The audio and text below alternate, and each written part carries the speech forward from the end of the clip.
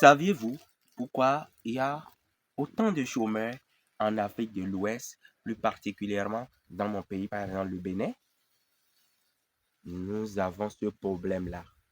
C'est un problème qui se répand sur toute l'Afrique de l'Ouest en général. Parce que quand on prend les pays anglophones, il y a les gens qui savent que quand on quitte l'école, il y a aussi une autre formation et professionnelle qu'il faut faire. Mais nous, notre système académique ne nous permet pas de faire ce genre de formation. Et quand on finit d'étudier, on va à l'université. On va faire peut-être, j'ai fait une formation de communication ou bien de journalisme, de web marketeur en agriculture, de juriste. Quand on finit de faire ces formations, on pense qu'on doit à tout prix trouver du travail dans ce domaine-là. On n'a pas encore lancé un concours. Et tant qu'une structure privée n'est pas encore prête à nous recruter, on est là pour dire qu'on est des chômeurs. Aujourd'hui, est-ce qu'on va attendre encore l'État? Aujourd'hui, est-ce qu'on va attendre encore un recruteur? La technologie évolue, le monde évolue et nous devons à tout prix au 21e siècle évoluer avec notre temps.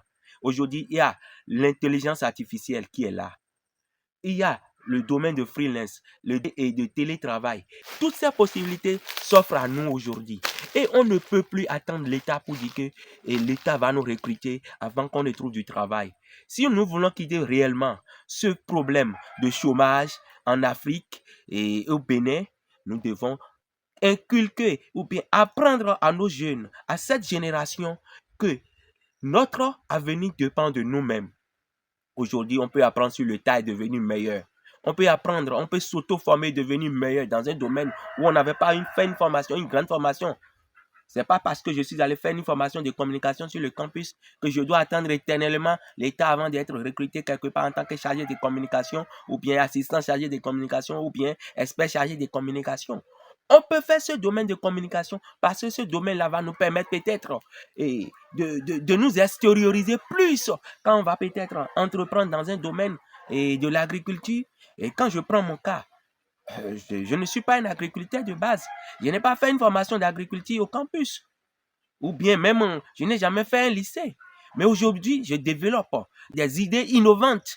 Et ces idées-là permettent aussi à d'autres personnes, des gens qui sont autour de moi, de bénéficier et de gagner leur gagne-pain en retour dans ce que j'initie comme projet agricole.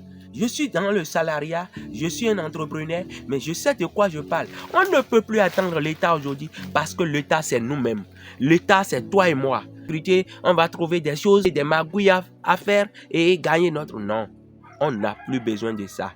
Si nous n'échangeons pas aujourd'hui ce monde-là, les enfants que nous sommes en train de mettre au monde, nos enfants auront des difficultés. Surtout avec l'intelligence artificielle aujourd'hui, nous devons à tout prix travailler, apprendre à évoluer et à nous chercher dans beaucoup d'autres domaines. On n'a plus besoin d'attendre d'être recruté dans ce domaine, dans notre formation de base, avant de trouver du travail. On ne devrait plus parler de chômage au 21e siècle. Et les gens qui crient au chômage, l'État n'a pas recruté. Depuis que ce président est venu au pouvoir, il n'a jamais recruté, il n'a jamais fait ci, il n'a jamais fait ça. Il nous donne cette possibilité. Quand le président de la République, par exemple, il parle des lycées agricoles, des formations pratiques, c'est pour dire on n'a plus besoin nécessairement d'attendre l'État. C'est pour dire le nombre de juristes, le FADESP sort chaque année. Regardez le nombre d'agronomes que la FSA fait sortir chaque année. La communication, que ce soit dans les privés comme publics. Regardez ce nombre-là. Et tout cela attend l'État. Nous devons chercher à nous innover aussi dans d'autres domaines. Peut-être que nous avons ignoré notre domaine de prédilection en pensant que c'est la formation que nous sommes partis faire sur le campus ou bien à l'université. C'est cette formation qui devrait nous donner à manger. Au contraire, peut-être c'est l'agriculture qui devrait nous donner à manger. Moi, je me rappelle, je n'avais pas cette passion en agriculture. Mais aujourd'hui, je me vois mieux en agriculture, même que d'aller m'asseoir au bureau pour dire je suis communicateur, je suis chargé de communication quelque part. Je me vois mieux dedans. Je me vois mieux quand je suis en train de faire, par exemple, des plans, des devis pour des gens, pour aménager les maisons, faire des trucs ça là. Mais pourtant, je ne suis pas aménagiste. Faire des conceptions, c'est comme ça la vie. On ne peut plus attendre l'État. Incarner cette personnalité que vous rêvez être. Oui. Avec l'évolution de la technologie aujourd'hui, c'est bien possible. Vous pouvez gagner votre vie sur l'Internet. Et quand on dit gagner la vie sur l'Internet, c'est pas aller arnaquer les gens, rédiger des contenus. Vous trouvez cette possibilité aussi d'être recruté. Allez, saisissez l'opportunité. Et ne dites plus que vous êtes au chômage. Et ça fait qu'aujourd'hui, les gens n'ont plus envie d'envoyer les enfants à l'école parce qu'on dit, les grands frères, son grand frère a fini, il est à la maison depuis des années, je continue de lui donner à manger. C'est parce que vous êtes un mauvais parent.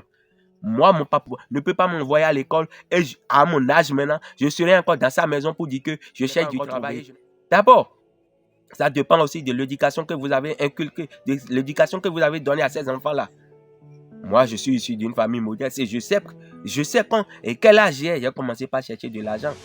J'ai créé mon première entreprise en 2015. Je finissais à peine la 3e année quand j'ai mis quelque chose en place. Jusqu'à présent, ça continue de donner à manger à d'autres personnes. J'ai laissé ça à des amis et qui continuent de gérer ça. Donc, c'est comme ça.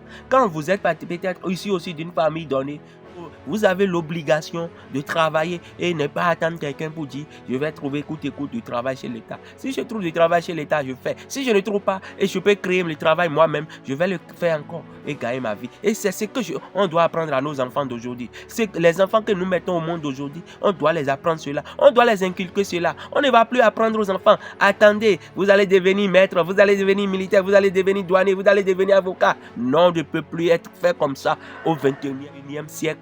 Tout change et nous devons nous adapter au temps. Si vous venez de tomber sur notre chaîne, n'hésitez pas à liker, à vous abonner et à cliquer sur la cloche de notification pour d'autres vidéos.